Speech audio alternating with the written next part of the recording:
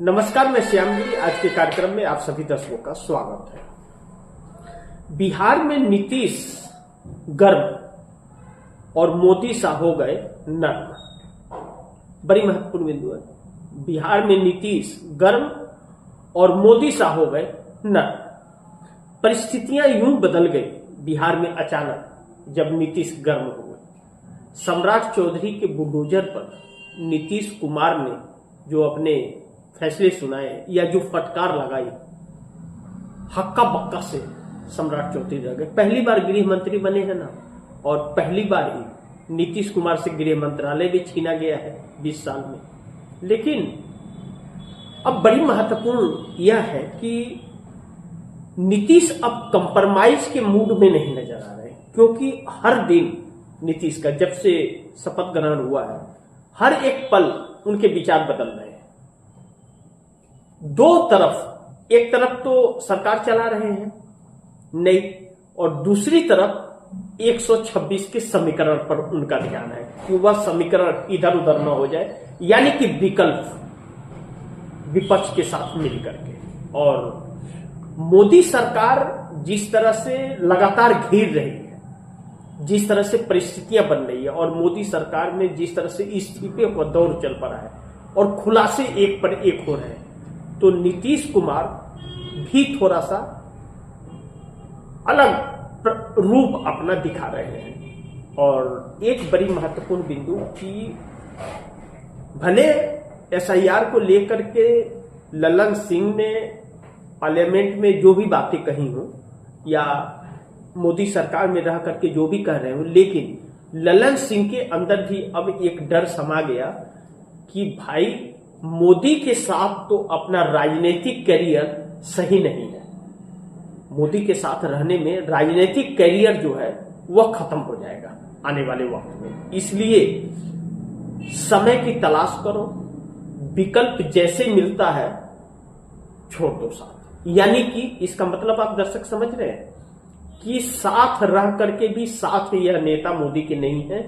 नीतीश के साथ कहीं न कहीं अपना भविष्य देख रहे हैं, और नीतीश कुमार अब अपने बेटे निशांत कुमार को आगे बढ़ाने जा रहे हैं। पार्टी की कमान निशांत कुमार को देंगे। तो पहली चीज, अब नीतीश कुमार जो भारतीय जनता पार्टी के पास जितने मंत्रालय हैं बिहार में, उन सभी मंत्रालय में अपने अधिकारियों की जब वहां पर घेराबंदी कर दी, तो अब भाजपा के मंत्री तिलमिला रहे हैं, उनका चल नहीं पा रहा है और वह अपने हिसाब से चला रहे हैं। दूसरा, सम्राट चौधरी, नीतीश ने गृह मंत्री सम्राट चौधरी को जो फटकार लगाई है, और जिस तरह से फटकार लगाई है, शायद मोदी और शाह उनको उस तरह से फटकार नहीं लगाए होंगे अभी तक तो फिलहाल।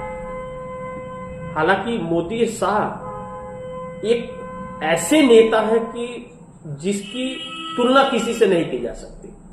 तब वो जानते, मतलब आप समझ रहे हैं ना, तानाशाहियों में कि इनकी तुलना में कोई ऐसा नेता नहीं है, इस तरह का तानाशाह अक्रूर। लेकिन नीतीश कुमार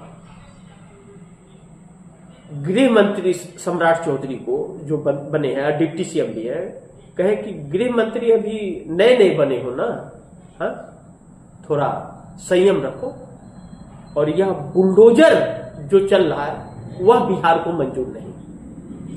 लगाम लगा दो, रोक लगा लो, उस पर लगाम लगाओ, वरना मंजूर नहीं है। यह कौन कर रहा है? नीतीश कुमार बहुत खासे नाराज इस बात से है। अब नीतीश ने मोदी सरकार का साथ छोड़ने का रणनीति तैयार कर लिया है। वह रणनीति साथ छोड़ने का 126 विधायकों की जो सूची है उसमें बढ़ोतरी होने वाली है। यानी कि जीतन राम मांझी और उपेंद्र कुशवाहा हर मोर्चे पर नीतीश कुमार के साथ मजबूती से खड़े हो गए। यानी कि जीतन राम मांझी को अब अपने मंत्रालय की चिंता नहीं है, इसलिए कि जीतन राम मांझी जो एमएसएमई मंत्री हैं, कैबिनेट मंत्री हैं मोदी सरकार में, यानी कि अगर दूसरी सरकार बनेगी भी तो नीतीश की वजह से बनेगी, तो नीतीश वह मंत्रालय उनको दिला देंगे, यह उनको विश्वास है। और मोदी की वजह से बिहार में कहीं ऐसा ना हो जाए कि उनका आने वाले वक्त में राजनीतिक करियर खत्म हो जाए, जीतन राम मांझी का परिवार का, क्योंकि अपने परिवार को ज्यादा टिकट दिया था उन्होंने। तो ऐसे में जीतन राम मांझी भी तैयार है, और जीतन राम मांझी भी और उपेंद्र कुशवाहा भी यह समझ गए हैं कि अब जिस तरह से पोल पट्टी खुल रही है, और कांग्रेस ने खास करके जो यह कह दिया है, ऑफर दे दिया है कि भाई देखिए 172 के आंकड़े को आप लोग पूरा कर लीजिए और 100 सीटें हमारे पास है, हम समर्थन आप लोग को देने को तैयार है, कोई भी प्रधानमंत्री बन जाइए। तो ऐसे में जीतन राम मांझी और उपेंद्र कुशवाहा के लिए इससे सुनहरा मौका कुछ नहीं हो सकता, और इस सुनहरे मौके का फायदा ज्यादातर चंद्रबाबू नायडू को मिलेगा, नीतीश कुमार के सहयोग से। यानी कि चंद्रबाबू नायडू आने वाले वक्त में प्रधानमंत्री बन सकते हैं इस देश के, और उनकी ख्वाहिश भी है। लेकिन अब अगर जो रणनीति नीतीश कुमार तैयार कर रहे हैं कि बिहार की भी सरकार बदलेगी और केंद्र की भी सरकार बदलेगी, अब आने वाला वक्त बताएगा। लेकिन इस तरह की चर्चाएं भरपूर हो रही है। चर्चा का विषय यह बन गया है कि अब नीतीश किसी भी एंगल से विधानसभा के अंदर लगातार बोल रहे हैं, लेकिन किसी भी एंगल से भाजपा के साथ नहीं दिख रहे। और दूसरी तरफ एक बड़ी रणनीति पर नीतीश कुमार काम कर रहे हैं, और उसमें जीतन राम मांझी और उपेंद्र कुशवाहा और नायडू की भी सहमति है, ऐसा कहा जा रहा है। ऐसे लोग बात कर रहे हैं और चर्चा कर रहे हैं। अब तो यहां तक कहा जाने लगा कि बहुत कुछ खेल अभी बिहार में बाकी है। नीतीश कुमार कब मोदी का इस्तीफा करवा देंगे, और मोदी को एक झटके की जरूरत है बस। मोदी सरकार के पूरे पोल पट्टी खुल गए हैं, और नीतीश कभी भी छोड़ देंगे मोदी का साथ, और मोदी सरकार गिर जाएगी कभी भी। अब तलवार की नोक पर मोदी सरकार आकर के खड़ी हो गई है, लेकिन एनडीए गठबंधन अब बिखर जाएगा। अगर नीतीश की यह रणनीति है, इस रणनीति पर नीतीश कुमार काम कर रहे हैं, इसका मतलब साफ है कि मोदी शाह की छुट्टी निश्चित, मोदी शाह की छुट्टी निश्चित। और एनडीए गठबंधन के अंदर कोई बहुत बड़ा कुनबा है नहीं, कुनबा बहुत है, 35-40 लोगों का गठबंधन है, लेकिन है कौन? कोई नहीं, गिने चुने लोग हैं।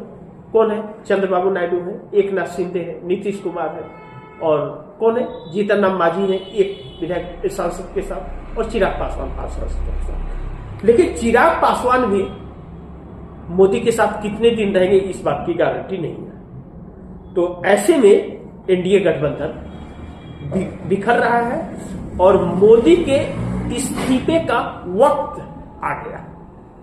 मोदी के इस्तीफे का वक्त आ गया, नीतीश कुमार उस पर काम कर रहे हैं।